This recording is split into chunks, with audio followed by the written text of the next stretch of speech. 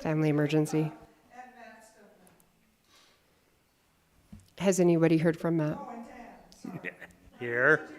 Hey, this is twice you've done that. I'm here. I already had you checked out. You're so quiet. That's not, it's early yet, Vince. Thank you. And then we do have our minutes, if we can have an approval of the minutes from our last meeting. If there's any changes or any additions that need to be included, please say so. I guess, on item 3, introduction of commissioners, I introduced myself and you didn't include any. I can't hear you. I'm sorry. On item 3, introduction of commissioners, I introduced myself, but I'm not included in this.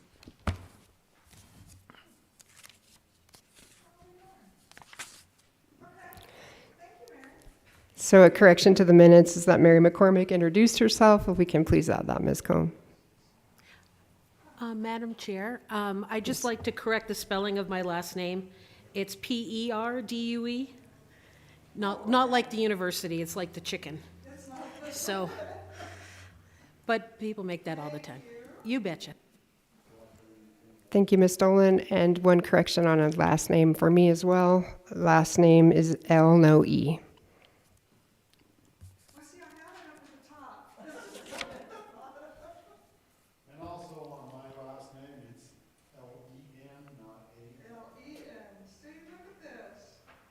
Okay, Ken, I have to say something. Madam Chair, you already know my issue about being a send you an I and not a Y.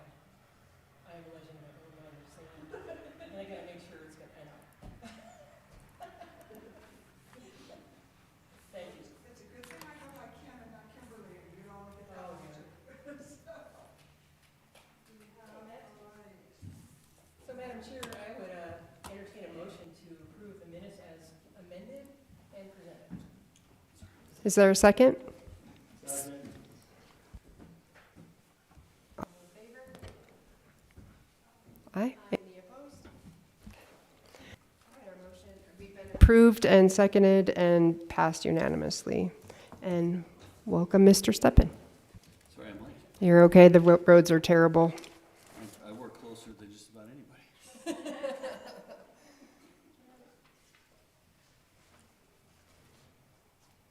Okay, I know there's been, before we kind of go into our standing agenda items, I know there's been a little bit of hitching or giddy up getting this off the road, if you will, and getting moving forward. And so I just ask for the commission's patience as we get our agendas ironed out, we get things moving.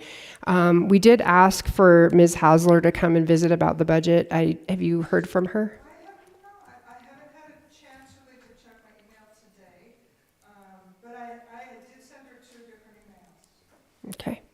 We can ask her to come back. I think our biggest questions were about the dollar amounts that we have for the budget as we start to forecast. And I did hear from council that we were allocated 75 for year 1 and 75 for year 2. Was there anybody else that heard the same or had different information? I wanted to verify that with Ms. Hasler, so let's leave that in draft as far as what our budget actually looks like. Any other news about the budget that anybody else has had conversations, Ms. Dolan? Thank you, Raylan. I don't have a question. I have, well, actually, I do have a question, but I don't know, it's probably getting down in the weeds, but for the 2 years, $75,000 each year, is that mandatory, or if we have to go over a little bit the first year and second, so we'll have to, I guess, iron out that question with Karen? Yeah, I believe we have to iron that out, and we'll have to request. I think the 75 is our cap for each year. Again, don't quote me. This is me remembering a commission meeting last March. Madam Chair. Ms. Shaw. It's like any other budget, and I don't think you can borrow from the next year, but if there's some mitigating circumstances, maybe they can do an extension, but usually, and he knows all about budgets, and I believe that Yeah, you can't really extend Madam Chair. without.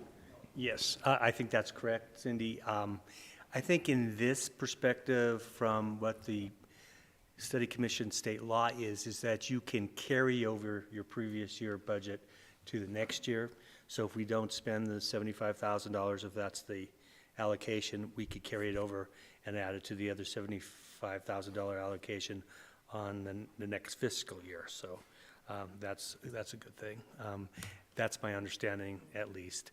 Typically, you can't do that in a general fund budget from Butte-Silver, but I think this gives you the parameters of state law. You can do that. Excellent, thank you.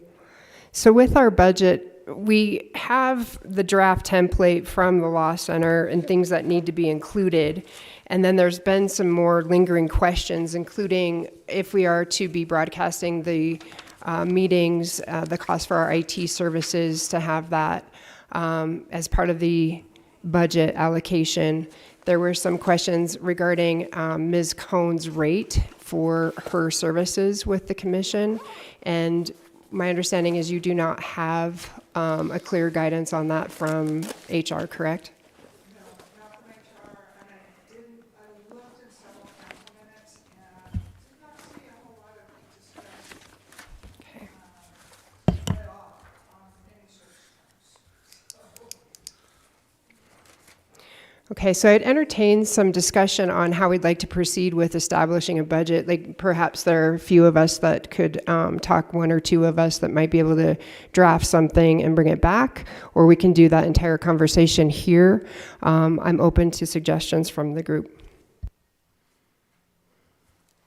And just so you all know, I did have to submit a time card, and I just submitted it as my union. Because if I was at the library, I'm going to do this number, not the library. So is it my fourth year to raise?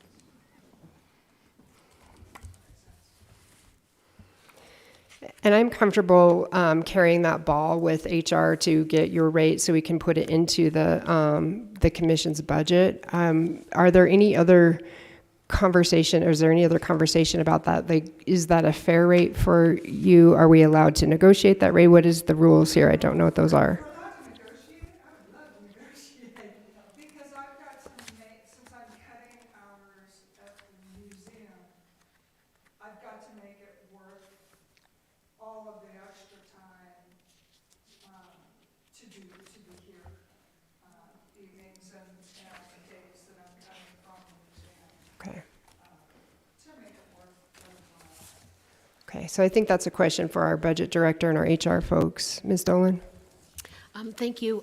Kim, I would suggest maybe even asking about maybe an hour on Mondays. You said Mondays you work at the mining museum, but maybe prior to this meeting starting, giving you a little bit of time on Mondays to go over emails and such, and anything that's pressing, like, oh, Karen's not here, to kind of follow up on that, if that might be helpful. Still learning.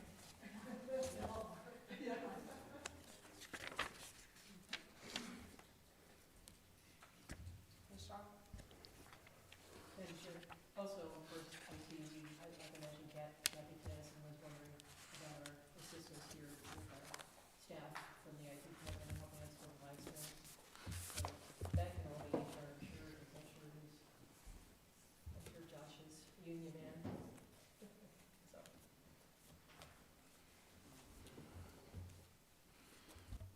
I'm sorry that Karen's not here, that would have been nice to. I did just send remember, her- but I don't anymore. Ms. McCormick? Yeah, because I chatted with her, and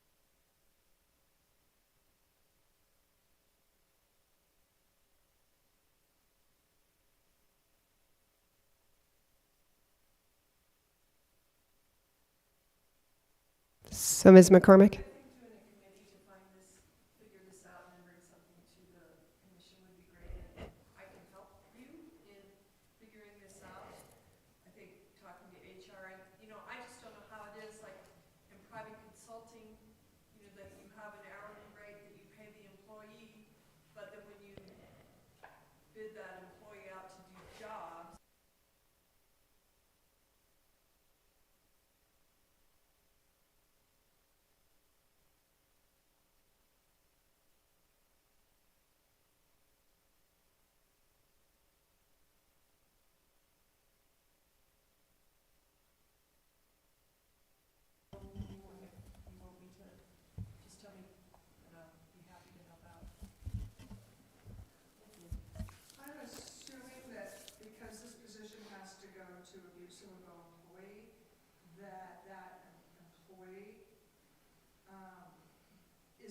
not be a contract person, because I don't want to work as a contract person. You're not. That really gives you heart attacks.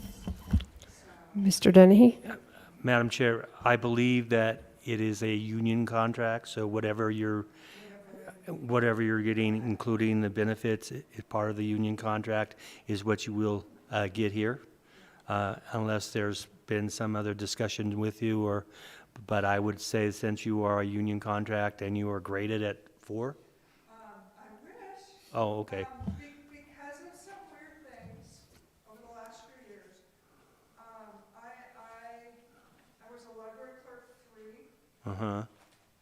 Under our new contract, we are finally getting paid the same rate now as full clerks, but they declassified us and moved us down. So I'm classified as a clerk 2. However, that will change, because even though now we have parity, now we want to be paid by our job descriptions, which are clerks 3. So I might move up to a clerk 3. Okay, Madam Chair. One more penny. Okay, Madam Chair. So when is that contract begin? Is it July what? Okay, so July till June. So, After all of us have worked 30 days, we're going to, I'm telling you now, we're hitting the county with reclassification. okay. But Ma- my pay should go up just 1 penny, because I'm at a 2 after like 4 years or whatever it is. I'm at the highest level of a 2. Okay, When I go up to a 3, I'll have to start at a 1, which is 1 penny more. But I also have seniority, which is only a little bit, and then I get differential, which with all the evenings last week added a whopping $10. So that's not gonna make that much of a difference. Madam Chair. So we're probably have to consider the union contract, having you as our important staff person. So I would imagine that that's what we will be continuing to do until that contract is up, or whether you negotiate a new contract, or whether there is a provision where the old contract is now a new contract and you get retroactive pay from when you negotiated the contract. So whatever that is, I think that's, and because you don't get a whole lot of leeway with a union contract. It's what you negotiated, what's the council approved, and that's what you're going to get. So if that's the case, then that's probably what your contract, what your employment status is going to be. We're not up for renegotiation until after this commission is done. Because this is a 2-year contract from Okay, yeah. July 24 to July 26. But we are going to demand reclassification, of course, as part of that parity package. So, FYI. Can I ask a clarifying question? So this role isn't considered a different position than her existing positions. She sits in her exact lane that she has in a union contract. Madam Chair, I would believe that's the case, yes. There wasn't a new negotiated position for this position at the time, so whatever you negotiated prior to this position, that's probably what we're obligated to pay for under union contract. Excellent, thank you. Any other questions or concerns with that, Kim? If anybody needs to review the contract,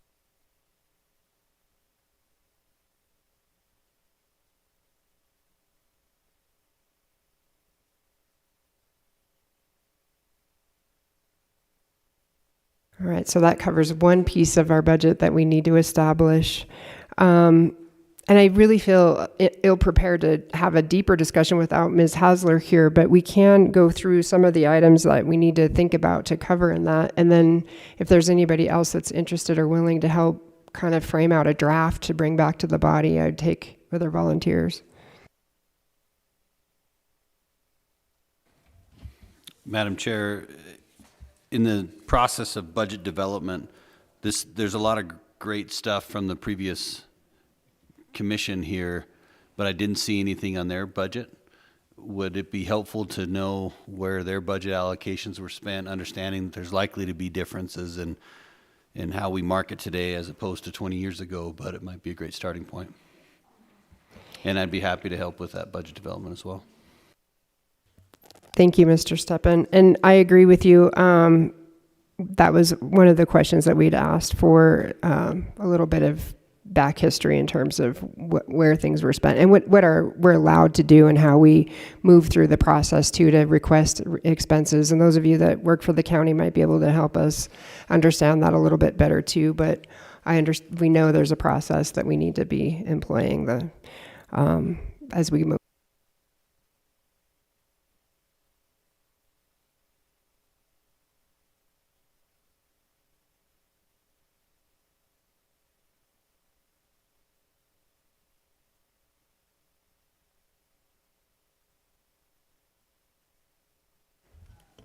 Madam Chair, I'm sure our finance and budget department has all the history that we could ever want on the budget of the study commission.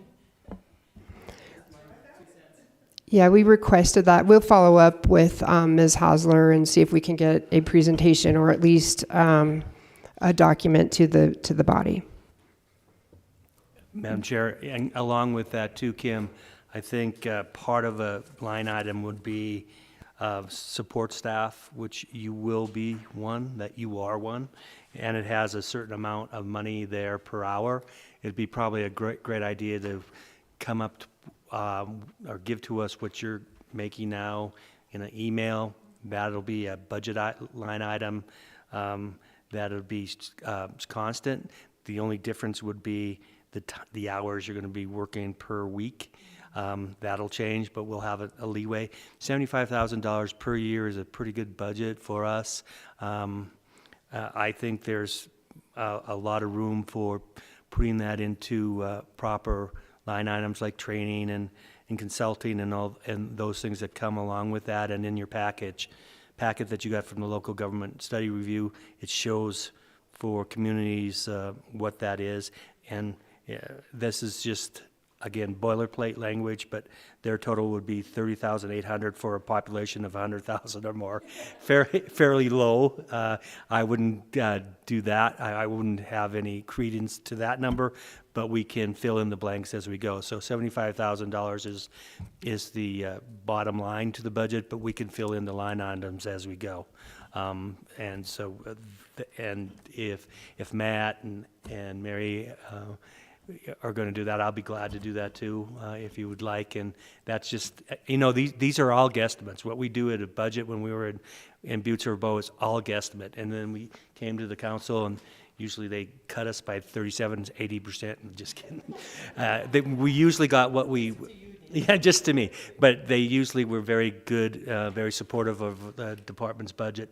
So I would imagine that there's plenty of leeway, plenty of money, and I think it's just putting the right amounts in the right line items.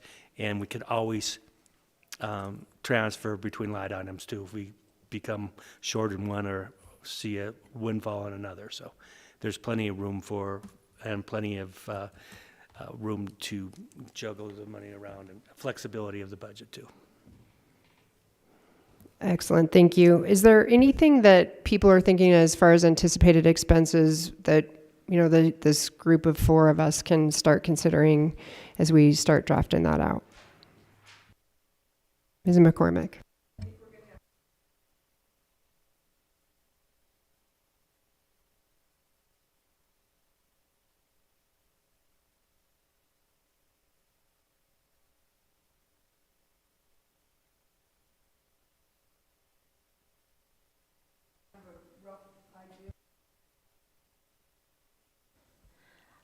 Madam Chair, Yes. we will have to put in our budget, but I don't know what that would be. Mary, we can get some estimates for legal notices for the public hearings. We'll need money for that. If we hold listening sessions where we have them, usually you have some refreshments in that. I'd also think that we should think about within our training at the MSU, they talked about like doing some surveys and different outreach. Who's going to analyze that data and put it together? Would we be looking at a consultant to do that? Or is that something we can handle in-house? I think those kind of items will be definitely this year's budget items. Ms. Dolan? Madam Chair, thank you. I think that I don't want to get too far ahead of our skis than we need to be. As far as trying to figure out line items, it'd probably be best to wait and get that, the past from the Finance and Budget Department on what they spent money on last time, and of course, it's been a long time. But I'm wondering if we can just, for now, I don't know if we need a motion to have that subcommittee, Dan, Matt, Raylan, Mary, to do that. I'd certainly entertain that motion for you guys to be in that subcommittee and then come back. I'm thinking, are we going 2 weeks? So 2 weeks from today would be the next meeting? I think that's on the agenda to be Oh, okay. decided. To be decided, but as far as that subcommittee, I'd make that motion if we need it. Sure. If we're ready for the motion, I would take the motion. I'll second it. All in favor? Aye. Any opposed?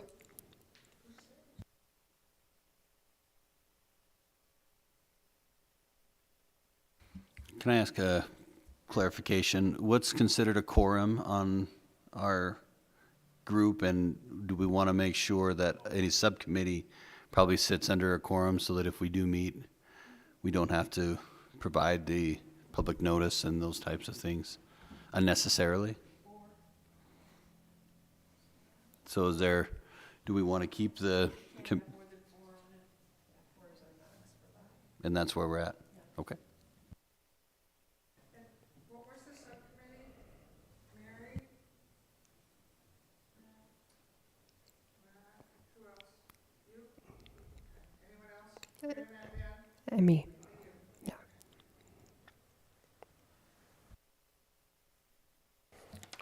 All right. Thank you for. Madam Chair? Yes. Another thing too, I believe our timeline has to be published too. Correct. So when you are working on the budget, that'll probably be similar to a public hearing advertisement. Public hearings have to be advertised twice in the Montana Standard, so I don't know if our timeline does or not, but I would think it probably does. Thank you.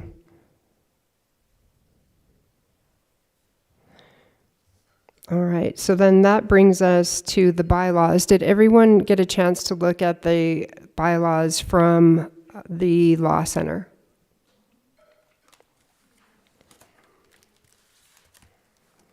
These are fairly boilerplate, and I did ask Mr. Enruth to look through them, and you said that you had exchanged some emails with him, Ms. Cohn?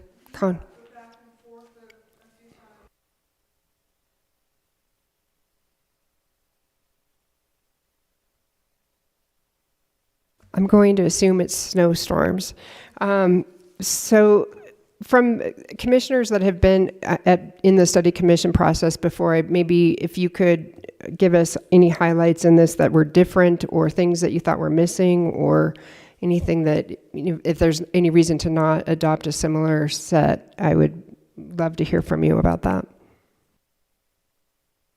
Ms. Dolan.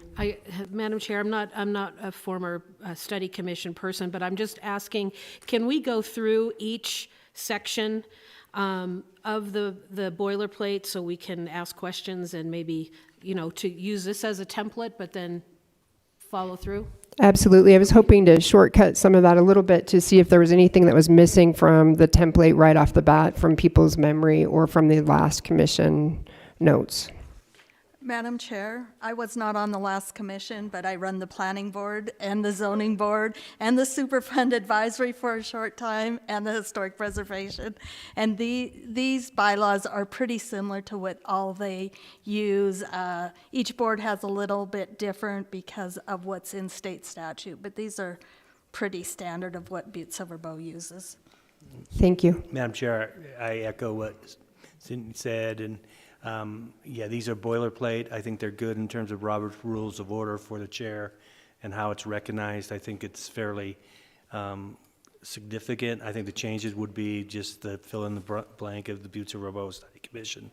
But these seem to be adequate in terms of the language that are in bylaws. Thank you. Yep. I also echo the same thing. I was in the Board of Health for 12 years.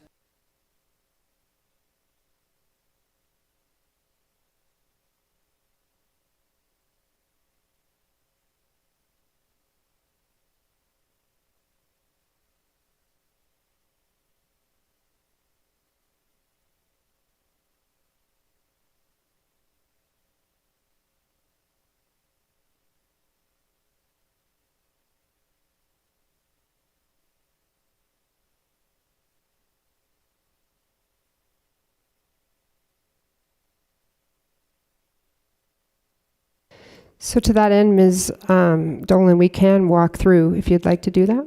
Okay. So let's take on part 1, general provisions. Would you like us to read that and then, or just ask questions about that section?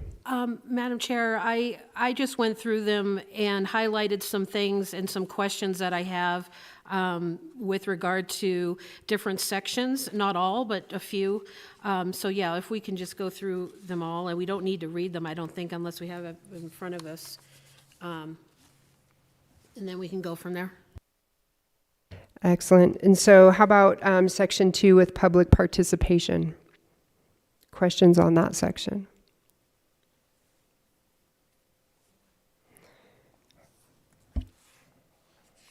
I did have a question on the noticing. So Ms. Khan, you heard from Butte-Silver how long they need from us in order to post our agenda and have it in time for noticing?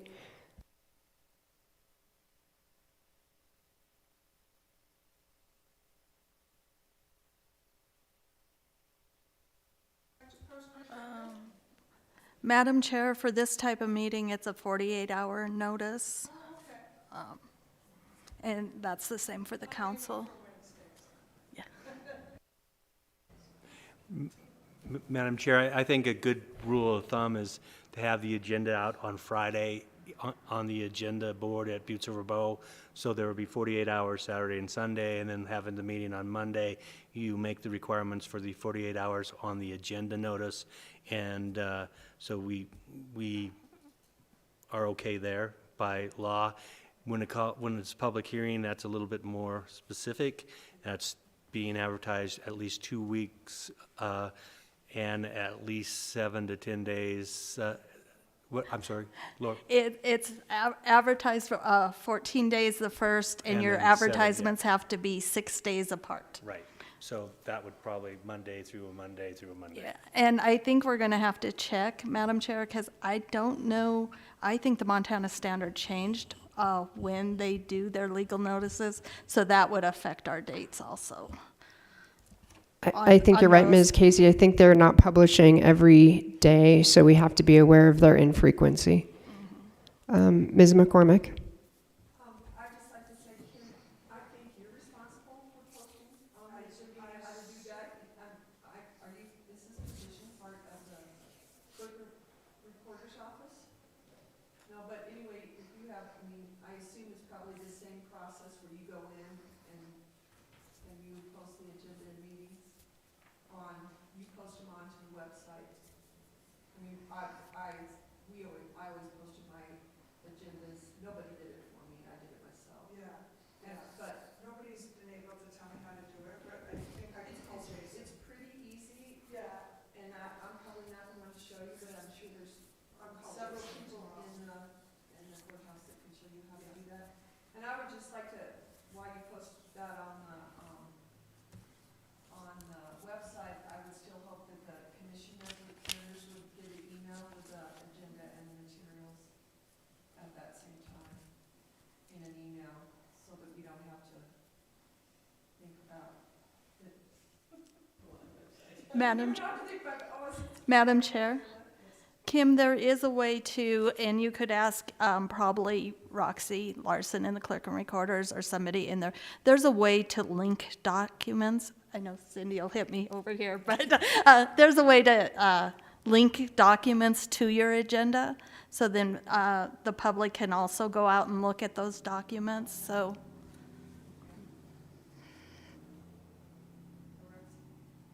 I put an email into Jason and IT about how to get it up on the website. I did notice that depending on how you entered the website, the agenda was there under one way, and it was not there if you just went directly to the agenda center. If you, you're smiling, did you find that too? Can I trust you to figure it out? Can we trust you to get that figured out with the, okay, Yeah, this time Barb posted it. okay, excellent.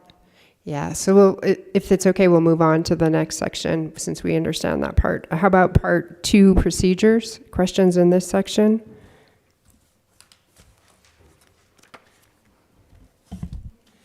Excuse me, Madam Chair, do Yes. we have a written, do you have anything, the bylaws in, right here for us, if I don't? Okay. No, that's fine, that's fine, I read them. Yeah, mine's not working. Ms. McCormick? I have to go to this. Procedures, the order of business, I see their recommended agenda includes public comment over anything on the agenda, and I think that's very important that we have that on our agenda. We don't have it on our agenda for tonight. And I know when I read through the materials that they gave us the first meeting, they don't specify that as something, but they certainly stress that in their talk with us, and I just want to make sure that we always, that we follow Yeah, we've that. got public agenda. Public, No, that's, is that what you said? no, it needs to be public comment on anything on the agenda. That needs to be right after the roll call. Madam Chair, Mary is correct. We need 2 public comments. You need to have 1 public comment on anything on the agenda, so that allows the public to comment on anything before we would formally vote on something. And then there's another public comment on anything that's not on the agenda, and that's usually towards the end of your agenda. Yes, Mr. Denny. Madam Chair, and Kim, as Mary said, the bylaws is pretty specific on what it looks like, so our agenda should look just like the ones in the bylaw. Public meeting on any comments on things on the agenda at the end, any public comment on anything that is not on the agenda. But it's stated fairly clearly there, and that's, I think, would be a good template for our agenda, for our agendas going forward. Thank you all. And to Ms. Khan's defense, the agenda as she has printed here is exactly what Exactly right. the You bet. Resource Center had in their resources. So they did have a difference between their bylaws and what they had in the Resource Center. Ms. Dolan. Madam Chair, I would also suggest or hope that this commission will have not only, I don't know why they have optional for the Pledge of Allegiance, but I would hope that this commission would not only do the Pledge of Allegiance, but the prayer that the Council of Commissioner uses. I would suggest that we do both pledge and then prayer and then public comment with anything on the agenda. Are there other comments to that addition? I know I'm not allowed to vote. Am I allowed to comment? You're allowed to comment. You don't have a vote. I object to a public government meeting starting with prayer. Thank you. Ms. Shaw. So on council, it was just something we did. And I can remember through my years of being on council that we had a couple of people that didn't like that very much. Not the pledge, but the prayer. And we just kept it. It was a tradition. It just basically says, give us a sense to do what's right for the community. It's nothing, it's pretty generic. But I guess we could put it to vote. Definitely Pledge Allegiance works for me. I think that's okay. But, yeah, I have no objections to doing that. I did it for many years, and, yeah. I'd also like to say that, yeah, the prayer is not, specific to a religion or everything. It's just say we need to do our best to serve the community, and I think it's a worthwhile effort to put that in after the Pledge of Allegiance. Other comments?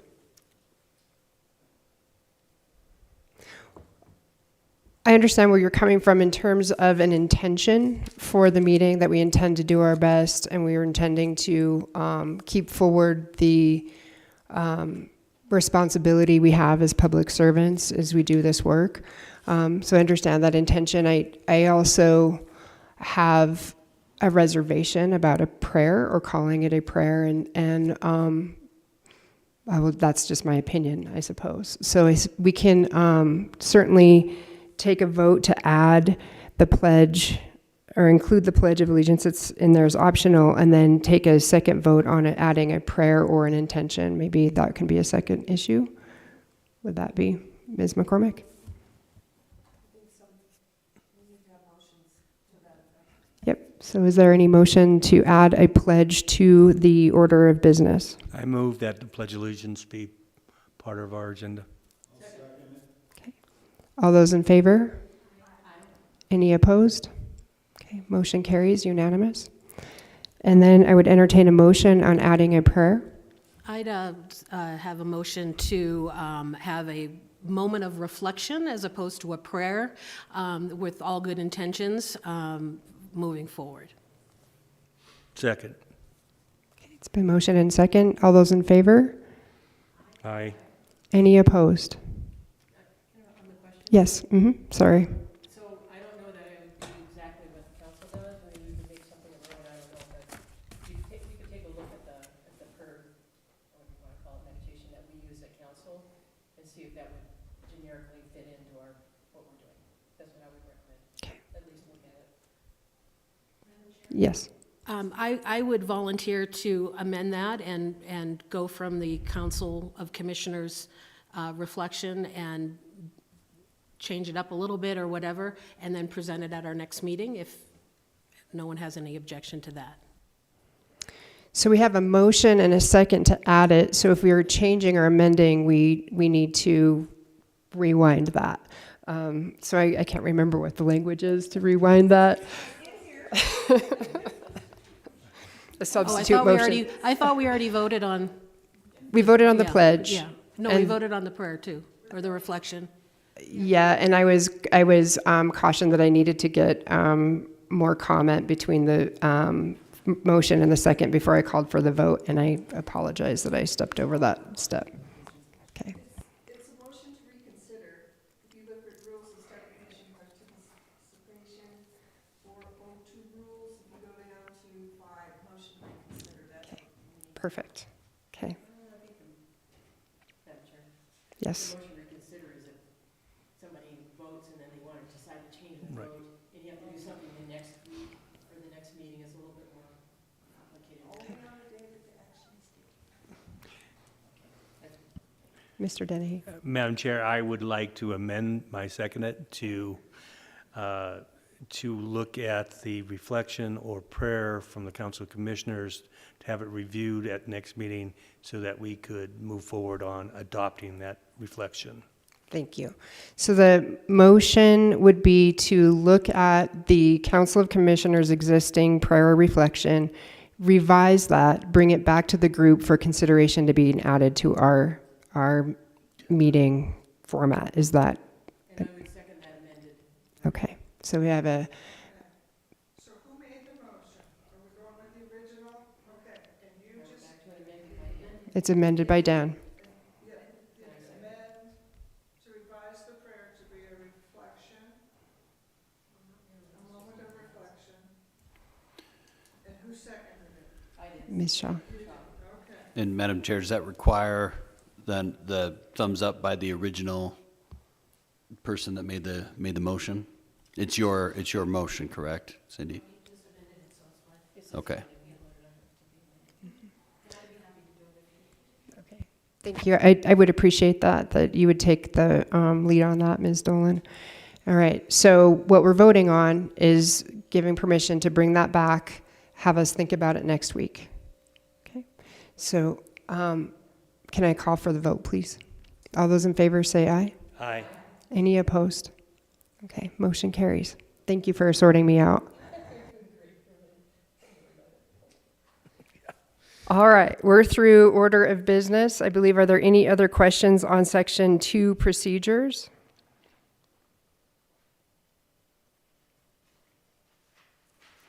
Okay, so moving on, section 4, rules of the study commission participation. Are there questions on this section?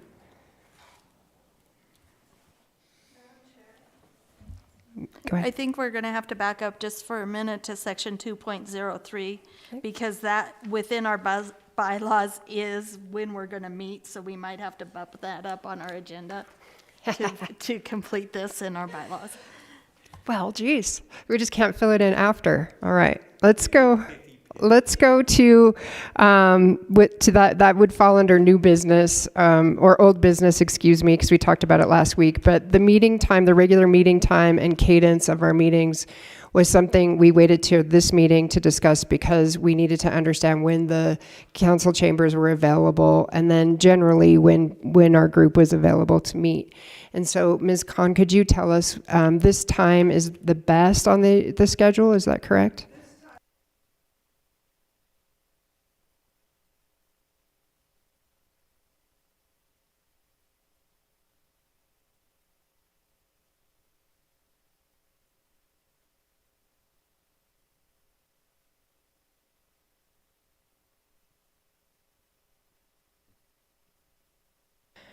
All right, Ms. McCormick.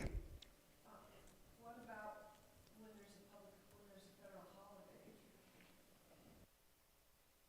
To this commission? I mean, we have, do you guys get President's Day? Is that next Monday? Or, well, I'm just thinking there's one, I'm just looking. President's Day is on Monday. Yes, we get, 22nd, I think. I think it's the, I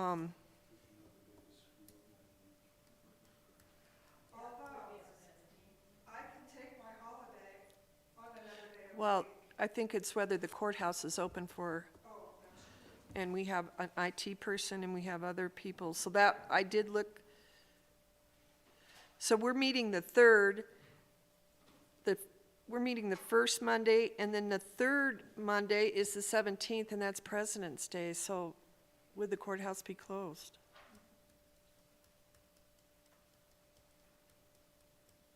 So we have that Monday, and then the next one would be the Memorial Day, correct? That would be the next Monday holiday.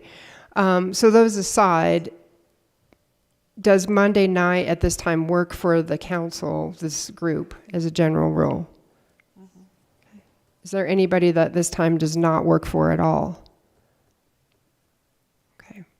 I think we can work around the Monday holidays.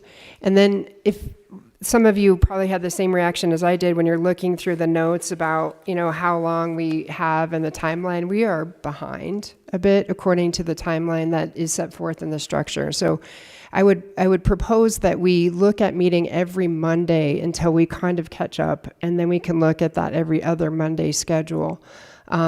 So if we were to do that, then we could meet next Monday, but then we would take off the holiday that's a normal President's Day. So I would entertain, a motion on the time and the date, and then the cadence. I'd say every weekly meetings until a certain date. I'll leave that open for discussion. Madam Chair, I would make a motion that this council meets on Mondays at 5 o'clock in this location, holidays notwithstanding, until we decide. Is there a second? Second. Okay. I have a motion and a second to meet every Monday at 5 until we change our cadence as warranted. All those in favor? Aye. Aye. Any opposed? Okay. Motion carries. Thank you, Ms. Casey, for reminding us to put that in as we were looking at the bylaws. So, question? I guess, is that what we're going to put in our bylaws? Because are we going to, is this kind of a temporary thing and then we're going to go to every 2 weeks? Is that going to be our norm, is every Monday? Okay, I just wanted clarification. Okay. Yep.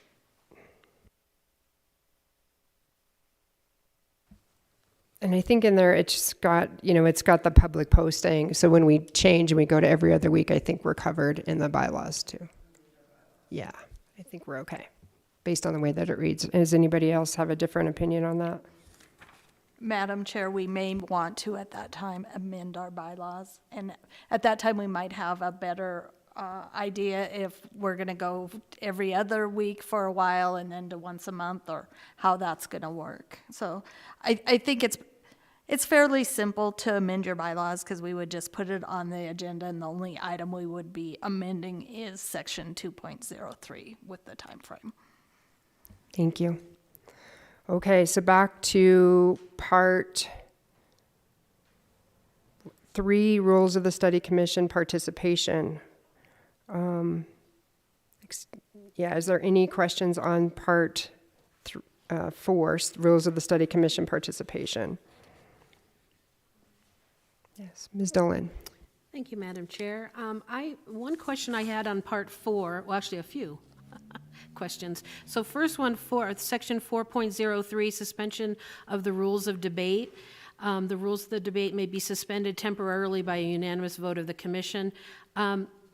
Dan or Cindy, do you guys have any thoughts about that? I just wrote to myself examples of that being used. I just didn't know when that would be used and if you used it in the past. Where was that again? The bottom of page 3 is section 4.03, suspension of the rules of debate.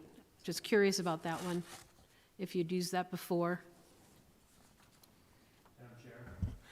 We have not when I was on here. Usually the debate was fairly boilerplate and fairly civil. I guess you could suspend the rules for an active debate instead of going through the chair and having people talk to each other through the chair. But to my knowledge, I haven't had that experience. Madam Chair, thank you, Dan. I couldn't have said it better myself, except that decorum, we talked about that. I talked to Raylan about decorum when I was chair for all those years. There's an opportunity to, take care of decorum on the floor. And so if you're worried about debate becoming heated or controversial or whatever, that there are other ways of, a mechanism in place to take care of decorum. I'm not sure exactly. I've never really seen anything like that before about suspending the rules of debate. Even our rules of order of business for the council didn't have anything that addressed that. So I suppose we can keep the rules of debate in place. I don't know how anybody else thinks. Thanks. Madam Chair, I didn't have any problems with that. I just, like Cindy just mentioned, that I just had never heard of that happening or the need of that, but just to keep it in there in case, I guess, if someone gets really unruly or whatever. So. Other questions on that section? Go ahead, Ms. Dolan. Sorry, got another question here.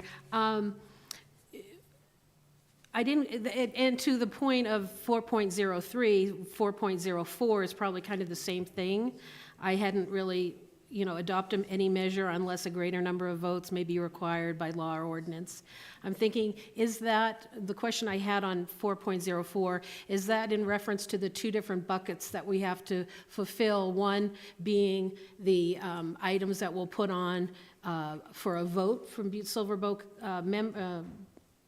folks in the election, and then a bucket of priorities for the county attorney to look at as recommendations. Is that what that's referring to?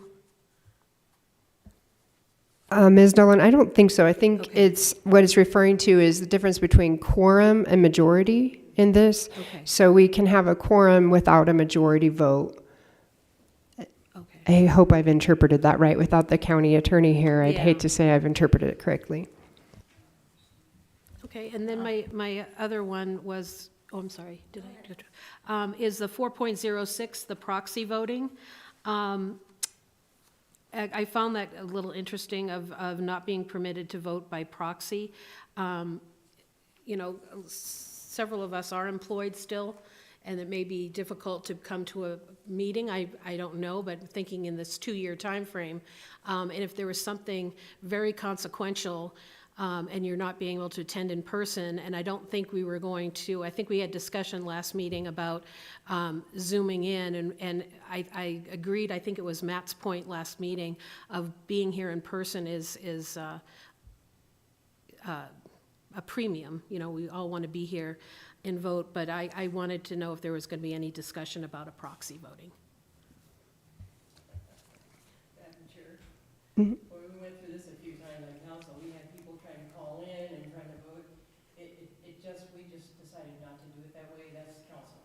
But I'm wondering if this proxy vote goes back to some statutory language, because I think that you just cannot vote by proxy. And I'm guessing, really, but there are drive the study commission, and I don't believe you can vote by proxy. So that is pretty much saying that here, that you cannot, it's not permitted to vote. I assume you just leave it that way, but that's just my opinion. Mr. Denny? Madam Chair, I agree with you, Cindy. I think voting by electronic means is different than voting by proxy. If you're on the electronic media, you're there, you're part of the meeting, the public knows you're there, they see you, but having a proxy vote in your back pocket says, hey, Matt says yes, votes yes, I think there's a difficulty there, and I think this is proxy voting is, I think, a part of a Montana code. I wish Matt was here, but I would say that proxy voting, I would not be in favor of a proxy vote. I would be in favor of a, what do you call that stuff? Zoom voting, if that's the case.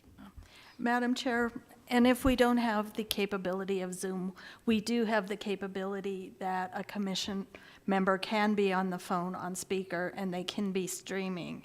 So I would be against the proxy vote because they may not hear the public comments that are there or anything, but we do, and I don't think we should say we cannot or will not do a Zoom or be on the speakerphone, because there may be times that that's the only way that we can get a majority for our meetings. So do we need to have included in the bylaws a description of that we will allow or make accommodation for Zoom meetings or conference call? I didn't see those in here. Madam Chair, all I can say is we should probably get Matt's take on that, because I have a niggling feeling it's got something to do with the statutory process. But Lorraine, that's why you were the Madam Chair, I'm going to tell you, we have done that for the zoning board, and the zoning board is their own board. Their decisions went on to district court. So you can, as long as you're on the phone, you cannot proxy vote, but you can participate in the meeting versus not being here. Yes, well, they'd have to verbally vote. But I don't know that we are set up to vote like the council does anyway. I don't know of any other boards that get set up to do that vote, but.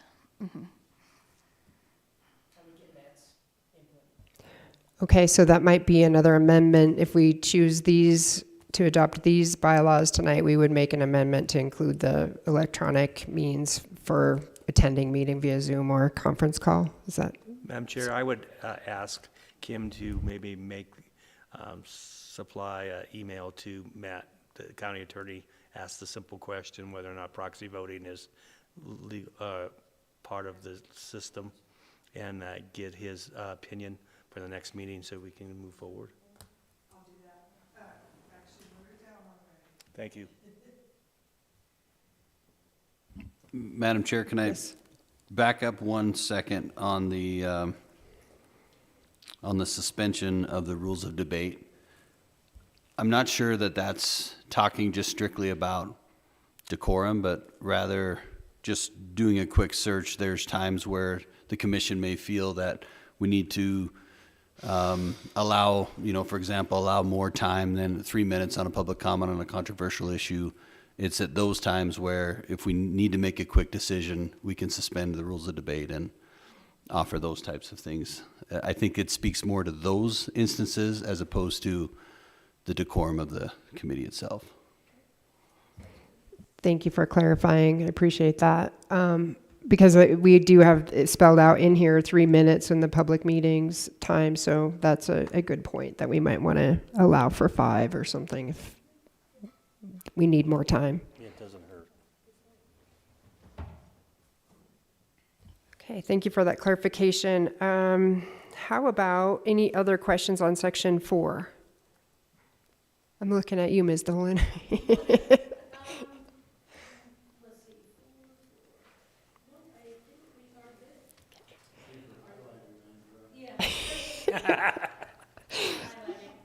So moving on to section 5, presentation to the study commission, the procedures for that.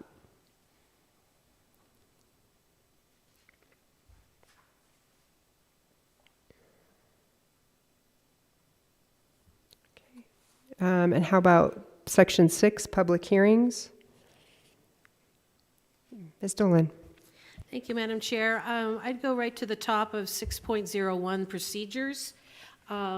I highlighted the section or the sentence, study commission shall not be bound by the strict rules of evidence, and this is what I highlighted, but may exclude irrelevant, immaterial, incompetent, or unduly repetitious testimony or evidence. I would suggest that I don't think we as a commission can make that predetermination. If someone is coming to a meeting or with a public hearing to voice a concern or question, or not a question, but a concern or comment, even if it's repetitious, that person needs to be heard. And I highly doubt we'll get 85 of the same comment. But going from my experience, I'd hate to prejudge someone's comment as irrelevant, immaterial, incompetent, or unduly repetitious. I'd rather be open to what the folks in Butte-Silver Bow County think about what we're doing.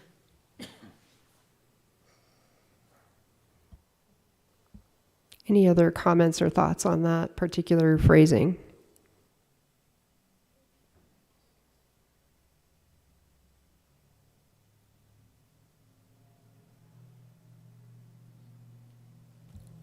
I'm wondering if the intention here, go ahead, Ms. McCormick.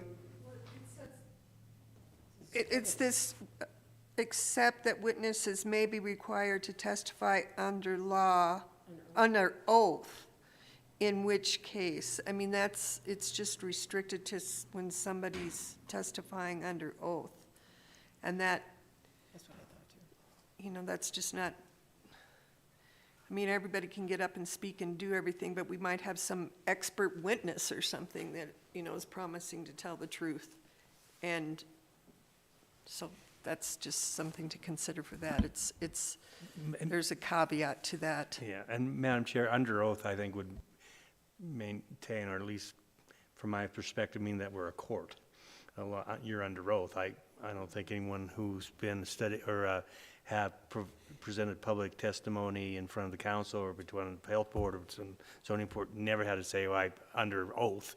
I think that's, I don't know what that portion means, but I don't think you should take an oath. That's because they're usually sworn in first, so they already know.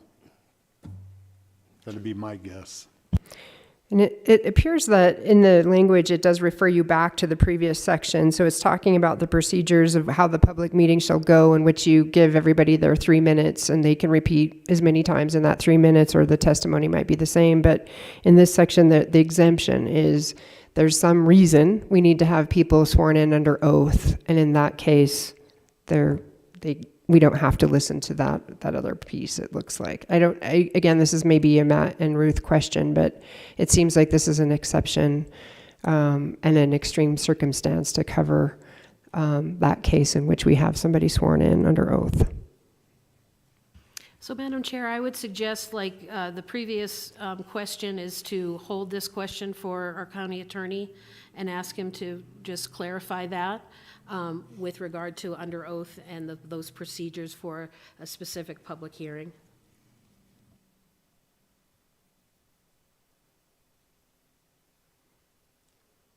Okay, excellent. We will do that. How about any other questions on that section 6, public hearings? Okay, section 7, guide for public participation.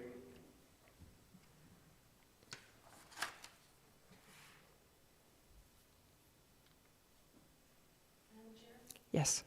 So I would, thank you, I would like to, on this one, again, with the public participation, and I know we talked about it kind of at length last meeting, was how we wanted to make sure we had lots of public participation and transparency. So with regard to section 7.01, in number 3, talking about prepared statements that are also read, however, shall be deemed unduly repetitious. I just suggest, again, with the fact that, you know, we might get some folks that have prepared statements, but I think we'll need to be used to that. And I'd hate to say repetitious and not have someone be able to come up and speak for any of our sessions or anything where we're requiring public participation. Other thoughts or considerations on that question? Madam Chair, just a clarifying question. Are these talking about public statements that are provided to us in advance to be added to the record, are then not expected to be read in a public comment? I believe that's what this is saying. How does this fall in line with what the county commissioners? It's my understanding that the right to speak, if you want to submit in advance and make part of the record, then you're not also given the opportunity to speak the same thing that you've submitted to the permanent record. Am I understanding that correctly? Madam Chair, Matt, Dan and I can chuckle about this. When we were doing the Superfund stuff, people would literally read the same thing over and over again. We could not say no. I mean, it was their right to speak. Some of them would go on and on. We had one that was half an hour long almost, and, you know, it's just the way it is. I don't think that we can stop people from submitting a written piece that actually goes in the permanent record in the clerk recorder's office, and then also read it. And I think this is a little, I won't use the word, you know, the A word, but it's a little bit much like that. It says here that it would shall be deemed unduly repetitious, and I don't think that we would do that. I would take that out. I'd strike that right out of there, Mike, personally, so, you know, what's the difference? We got used to hearing a lot of stuff, and it's okay. That's the public's right. That's my opinion. Mr. Madam Chair, Denny? I totally agree. It just from past experience, you let people with a written document as part of the record and have them, you know, also speak in front of us using the same sort of public record. I understand it gets frustrating. You just remember what the folks said from MSU is that 3 minutes is the case. You go over 3 minutes, you know, it could be 20 minutes, but as Cindy said, that happens. I would probably bet, if I was a betting man, that that's not going to happen very often, especially this, but I agree that, you know, that just seems to be redundant language, and they should have the right to speak. It's freedom of speech. We're a government agency and a government commission, and they have that right to do that. Ms. Dolan? I'd like to make a motion to strike the second sentence of number 3 on 7.01, guidelines for public participation. Just take out that sentence, prepared statements that are also read, however, shall be deemed unduly repetitious. Just strike that sentence. Second. Cindy? Any discussion on that motion? All in favor? Aye. Any opposed? Motion carries. The rest of this section, any other questions? Ms. Dolan? Thank you, Madam Chair. To go to number 6, which is public comment is limited to 3 minutes per person per topic. To Dan's point, and Cindy's as well, and mine, limiting people 3 minutes is probably not the best route to take, because people don't like to be told they have a certain time frame, especially, there was a lot of varying, even this might be a guideline, but I'd hate to cut somebody off if they are in mid-thought and they have some more to do. It's maybe the purview of the chair to, if someone is going on and on and on and just kind of repeating themselves, something like that. But I think there's some grace in that 3 minutes, but I don't know, I'm just kind of uncomfortable limiting people to 3 minutes when something of, a lot of value that they have, they might need 5 minutes or might need 2. I don't know. I just kind of worry about that aspect of it. Other thoughts? Ms. McCormick? I think it's good to have that in here, just that, people, when you say public comment is limited to 3 minutes, that doesn't mean that when they get up and talk, that they might talk longer. But I do think if we don't have something in there like this, people could say, we get to come up and talk as much as we want. If people know that they have 3 minutes, some people will try to keep their comments within that 3 minutes. It's a guideline, so that's what I think we should it's a guideline, and we know that when it comes time, people will talk more, and we'll probably let them talk more. Any other thoughts on that? I think that's a good point, Mary. I would suggest, though, for number 6, to put public comment is suggested instead of saying it's limited to 3 minutes, to say something along the lines of, this is the guideline we're going to use as a study commission. Maybe change that wording a little bit. I have some thoughts, having sat through some very large meetings that went on until 10:30 at night. And I think that I hear you. I want to hear everybody's comments. But I think giving boundaries is important. And then from the chair's point of view, it's hard to say this person needs to be cut off because they're rambling and this person gets to continue. So I think whatever rules we put in, we need to apply those equally. So if we're saying you're given 5 minutes, then you're given 5 minutes. And then there's the caveat that you can submit your comments in writing, and now we've also struck out that you can't just read those comments. So you could submit your comments in writing, and if you don't get to all of the comments that you're submitting in writing in your 3 minutes, they're still on the record or in the public record. So maybe there's plenty of opportunity to make the comment that you need if you're willing to bring written pieces as well. I entertain more thoughts too.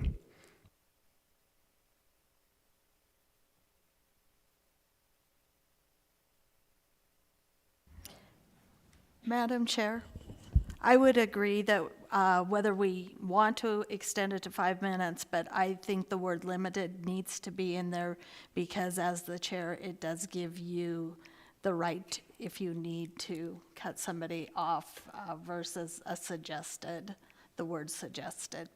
I think we have to remember we'll probably have some listening sessions where we're going to provide people lots of leeway to give us their ideas and comments, but in a formal public hearing, you also want to be able to give everyone the right to comment, and we all know as the night goes on, people don't listen as well.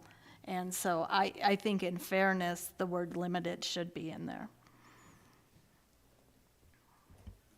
Cindy. Thank you. Lori, I agree. There are other ways that myself and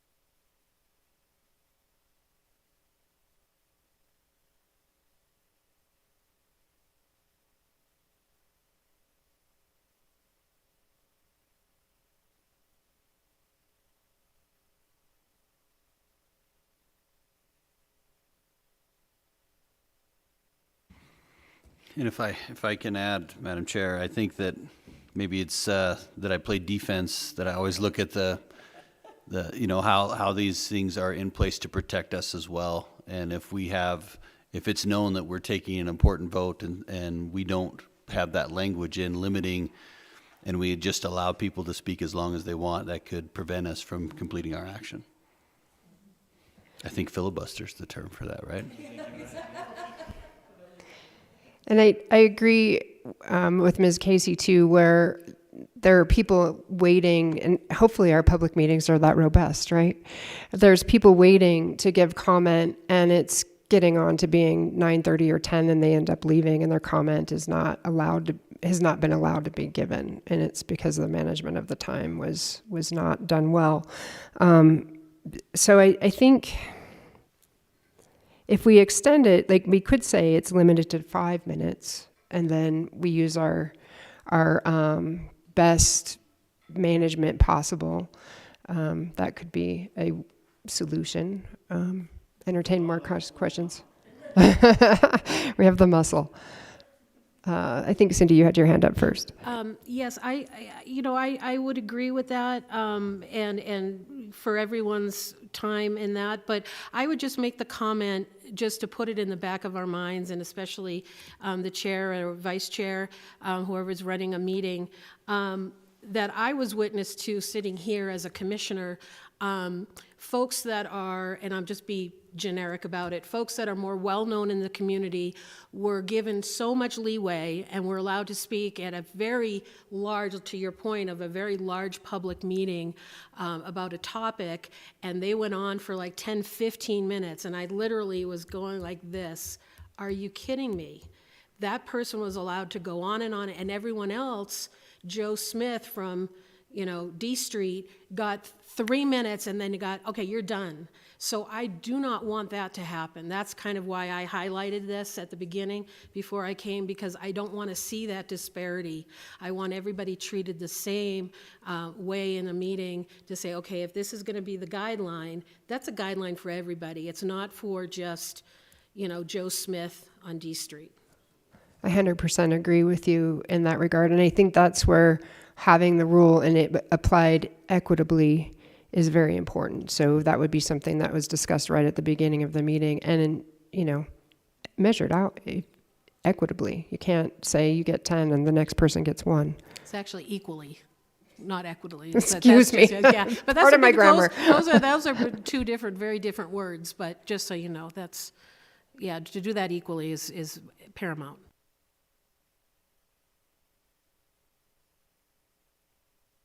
This language, is there motions here? Or? Madam Chair, I move that the language in 6, public comment is limited to 3 minutes per person per topic in Part 7, Guide to Public Participation, remain as is. All right, I have a motion to remain it as is and a second. Any discussion? Okay. All those in favor say aye. Any opposed? Okay, so we have 1 dissent. Thank you. All right, in Part 7, it's Part 8. They have missed a typo. Resolutions. Any questions in that section?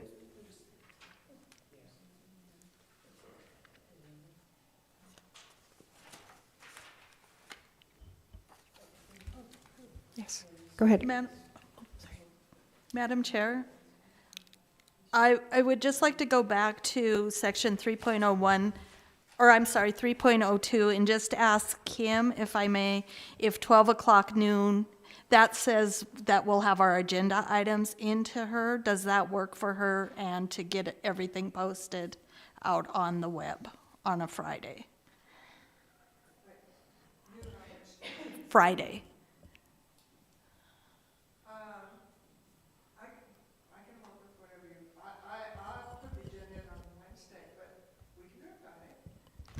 Well, Doing weekly, yeah, weekly, and if any member has something to add to the agenda, there needs to be a time frame for you to be able to add it to the agenda, get it posted.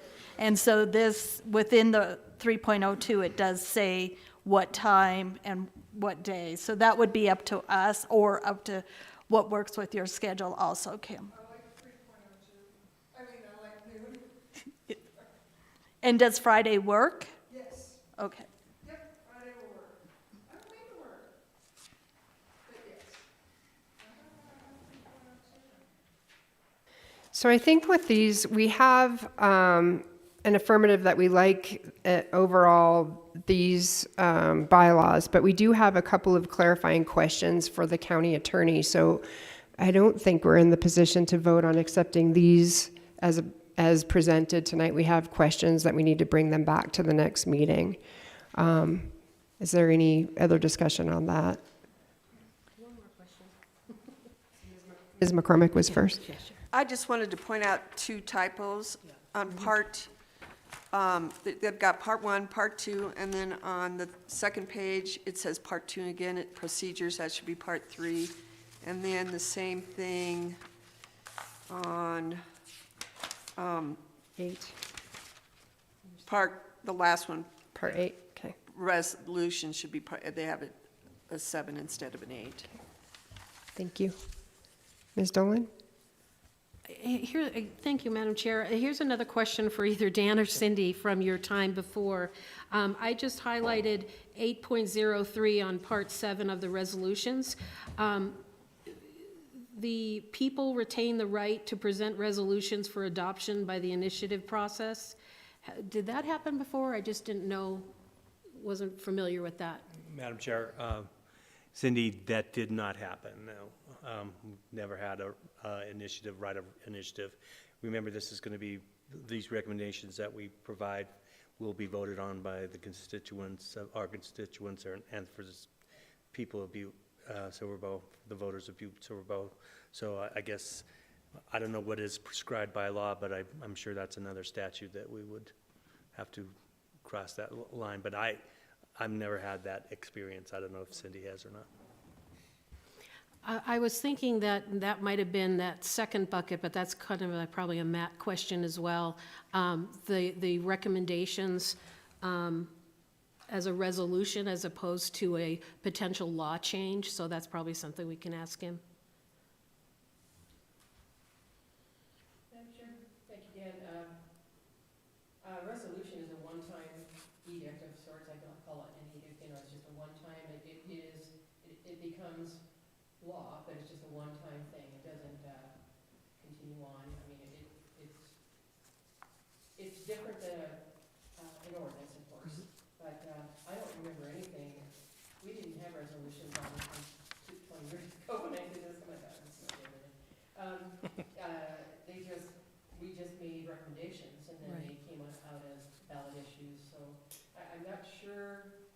Maybe it's other forms of government maybe that do this sort of thing, but our charter-driven government, yeah, I would say we might just leave that out. I don't know. Again, that's going to have to be a go-to person that, it doesn't ring any bells to me at all. I'm not sure if my interpretation is correct, but what I'm reading there is that the people always have the right to bring forth a resolution, and what we're doing in here does not preclude that.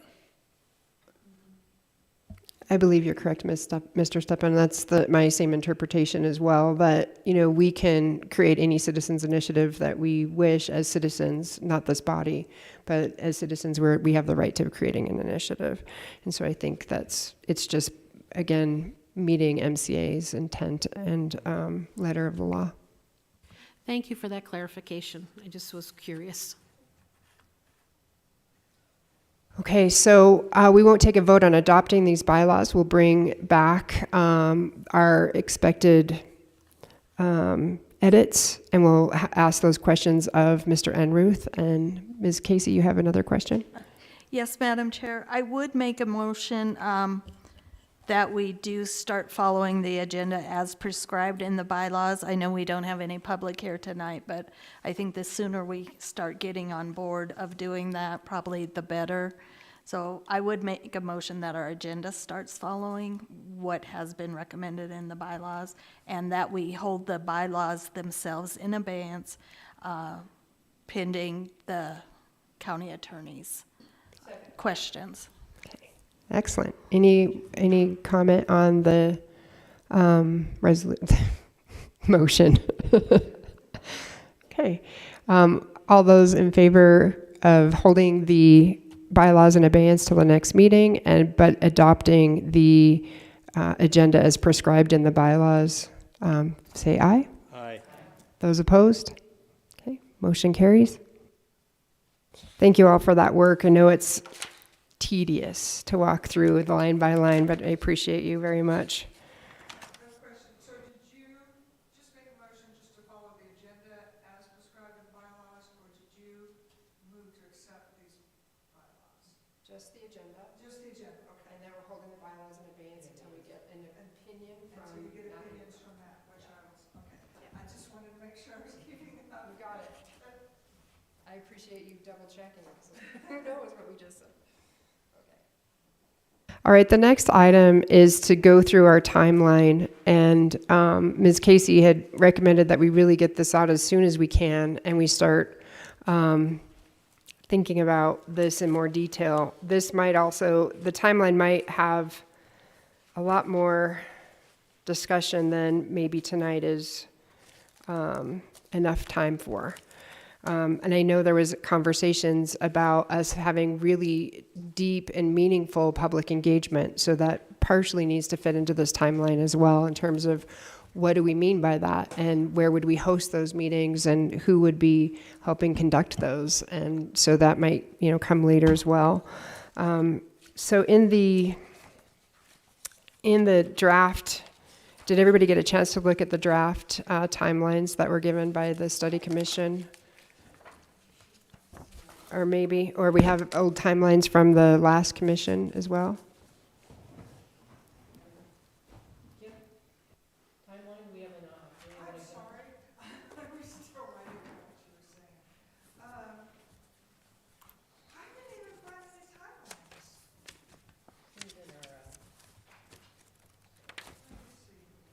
timelines. I have something here we can copy if we need to do that, or I can read it off in terms of what was recommended here.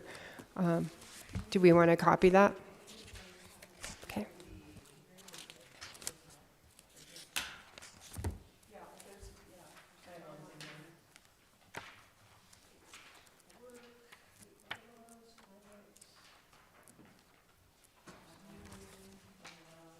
Who would we, where do I get, how can we make some copies of this really quick?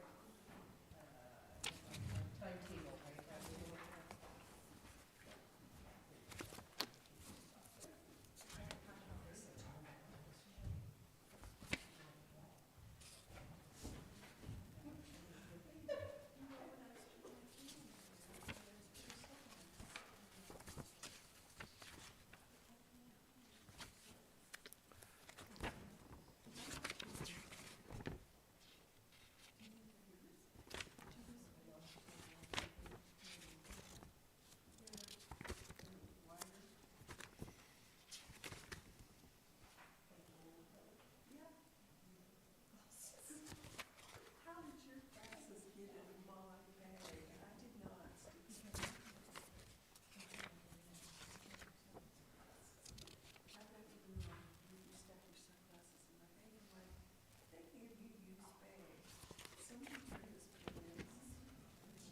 Doesn't look like there's some of these. There's just that one. Yeah, I just gave her this to try to Yeah. copy this for us to look at, these examples. I don't think she sent us anything. Okay, I think she's relying on us to get that information from the law center. Which I don't know if that's gonna work for everyone, since not everybody is in the course yet. Might do well to just take all those PDFs and send them out to everybody on email.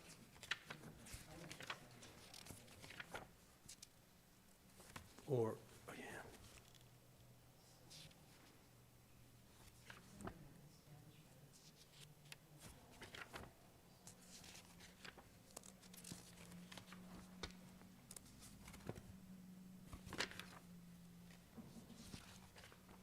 find one over there? Yeah, she went to make some Okay, progress. okay, all right, we got it.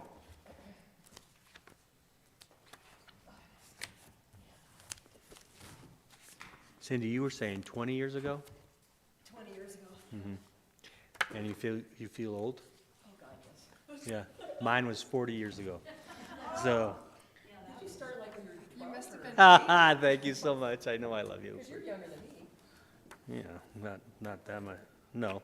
Yes, you are. I just turned 77. Oh my God, no kidding. You're great. I made up after the devil. God, dang. I did, I just had a birthday 3 weeks ago. Oh, yeah, happy birthday. Well, thank you. Unless I was 56, 20 years ago, 57.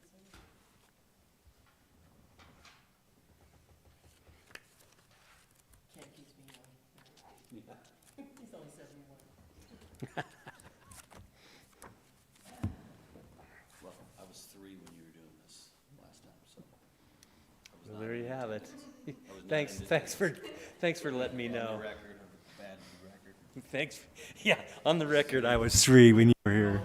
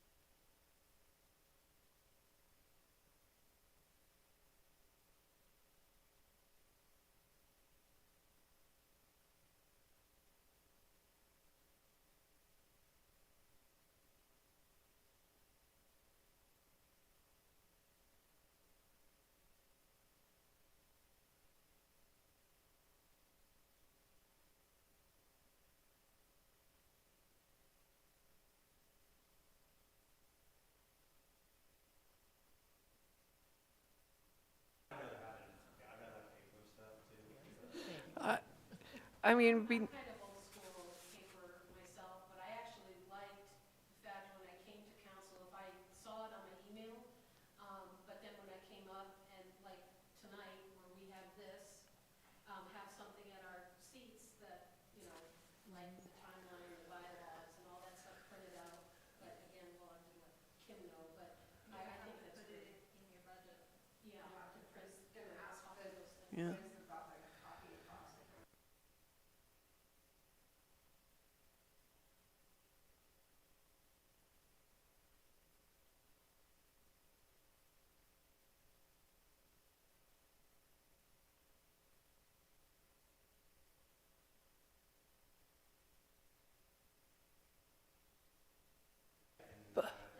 But, no, she didn't know.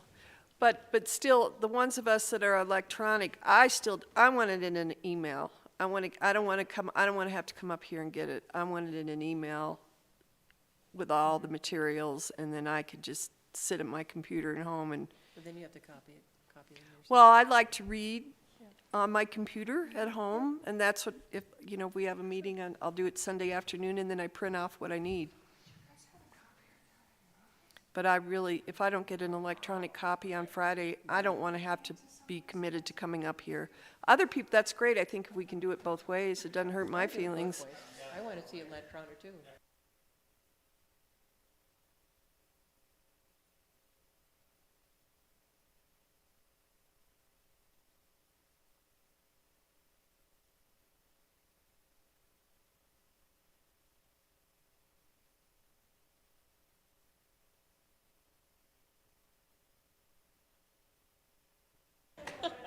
And- She's going to make copies, because all I found were locked doors. Except for But, when I normally have a printer. you know, and I'm sure Barb Oh, is, yeah.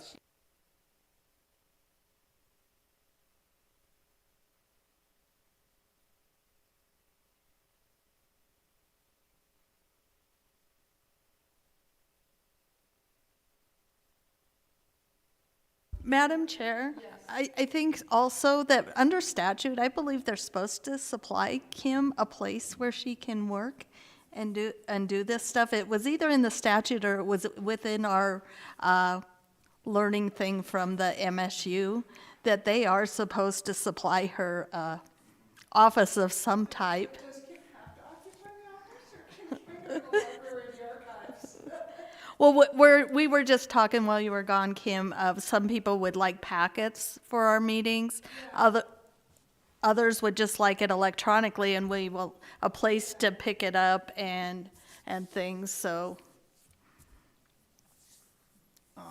But they are supposed to supply her a place to, and then the packets could be there, whether Kim's there or not, as long as you could get in. Then you guys could just come in on Friday afternoon or Monday morning. but other of us have to get them electronically. I'm not going to come up to the courthouse Yeah, and pick something we up. can do that as well. Okay. You could just share them with everybody.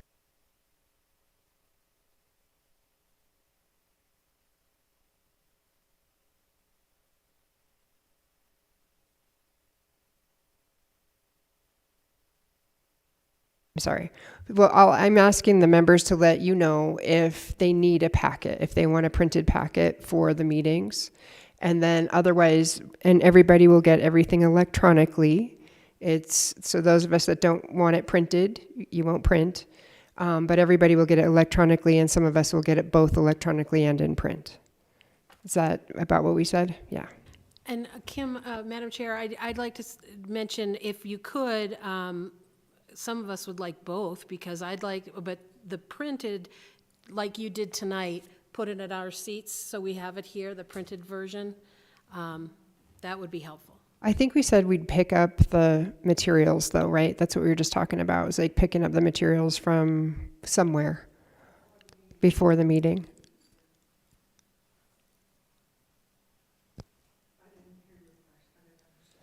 I think Ms. Dolan and I had different interpretations of how we were going to get the printed materials to people.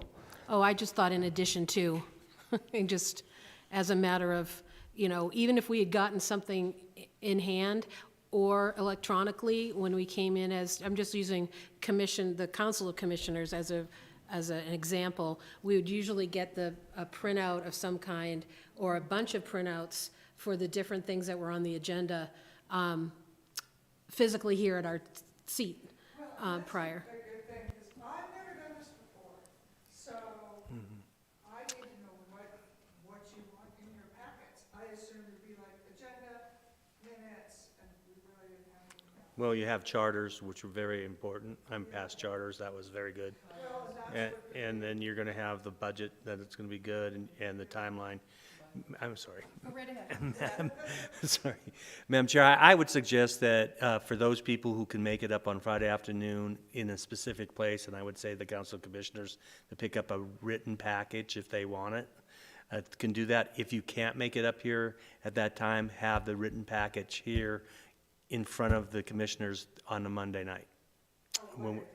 Like you did. So if you want to read it over the weekend, come up and get it. If you can't, have it in front of the commissioner the Monday why we're having the meeting. How do we make this as easy as possible for Ms. Khan? She just does that for all of us? That there's a printed one?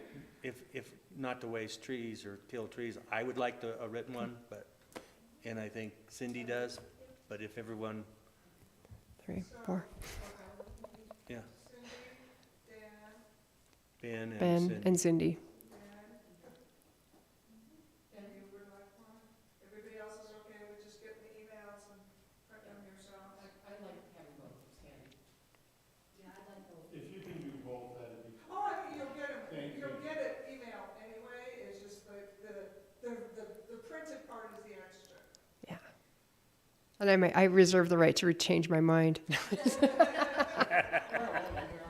For convenience, is it just easier to print one for everybody? If they don't pick it up, you can bring it to the Monday meeting?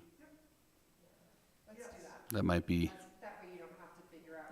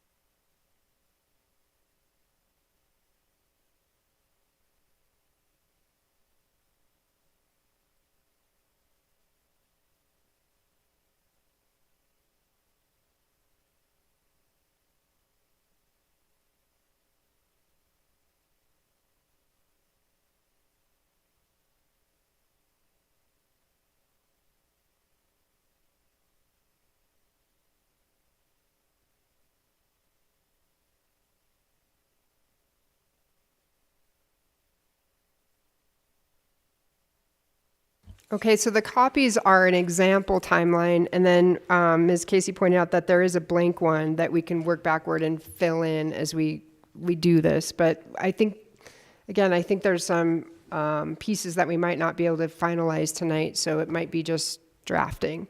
But if we look at this draft timeline, or this example timeline, working backwards from, let's say there are recommendations from this group that need to go to the election. We need to, the deadline, if the study commission recommends a change, it's March 2026. A final report proposes an alteration of local government or public structure. And then April 2026 would be the public education material. And then rolling into May and June with the election pieces. So working backward from that final report, of March 26th, and then they had February 13th. They had the deadline to file the final report of February 13th of 2026. So that would be 1 year from now. Working from backward from that deadline, then we can maybe start filling in. So again, going through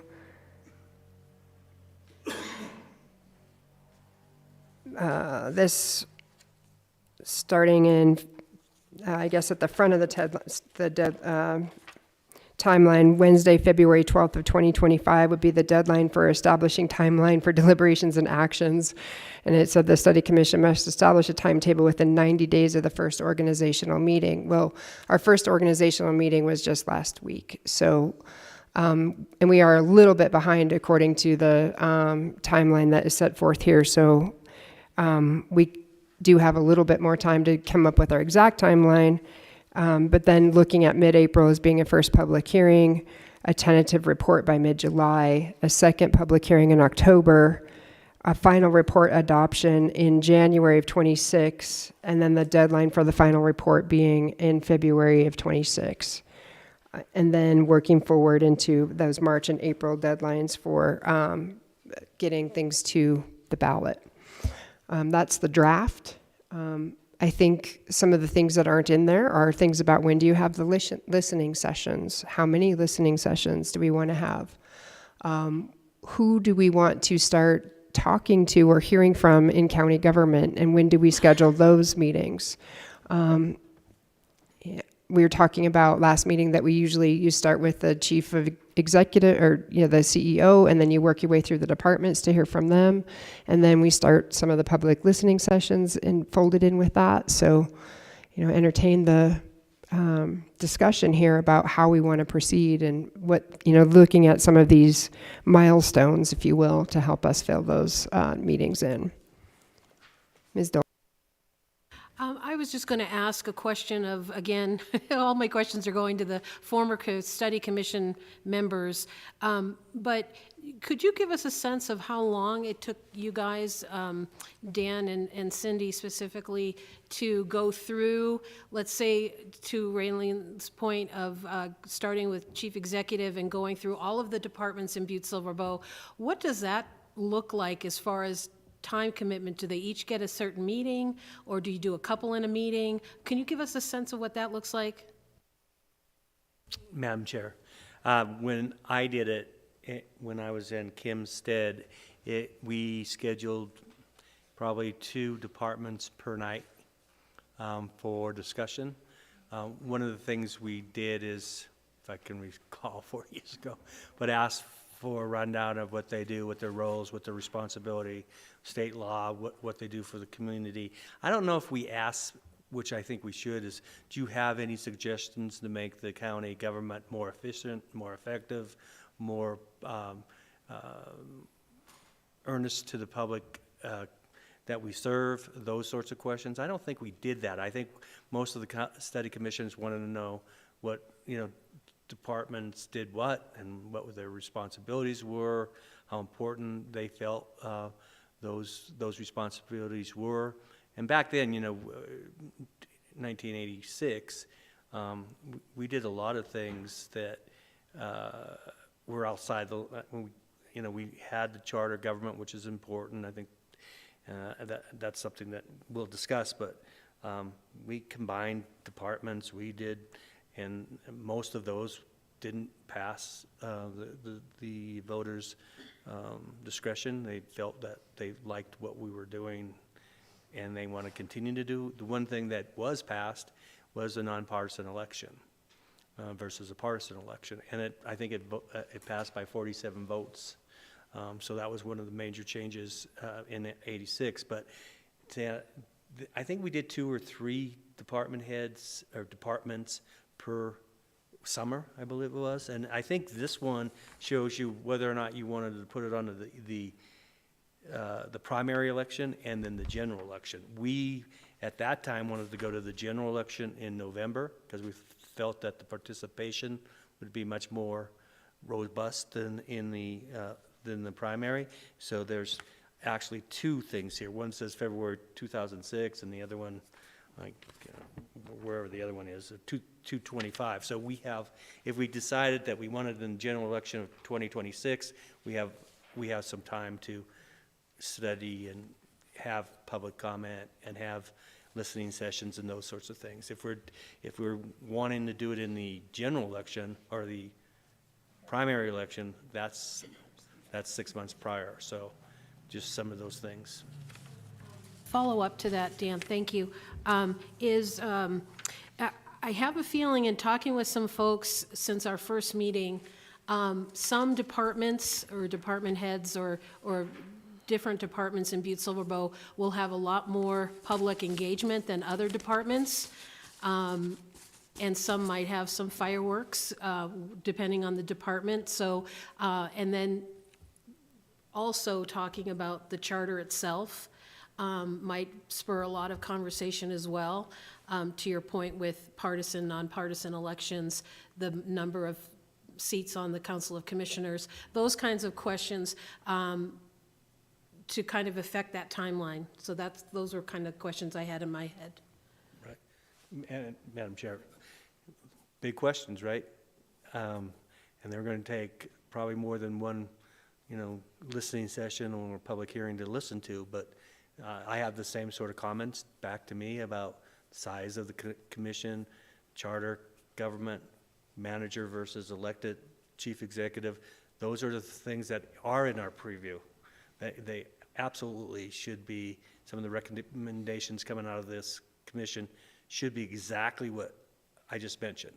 Some of the things like, well, we should have 4 road departments versus 1. I don't think that's in our preview. I think that's for the department heads and the chief executive and the council to review, not the study commission. So as we go through this, I'm just speaking honestly, and there are things that are going to be in our preview that I think are very important that should be discussed, and then there's going to be some things that really, for a number of reasons, that just not what we should be doing.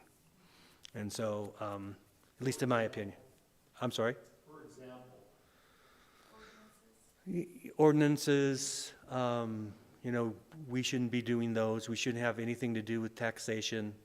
If that's a state law, those sorts of questions, I think that they go way beyond our scope and our responsibility.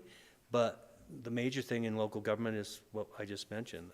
Those are absolutely in our scope and our discussion and our debate. And I'm looking forward to that. Yeah. Madam Chair, I'd also add that the Learning Center has a good set of beginning questions for your local government.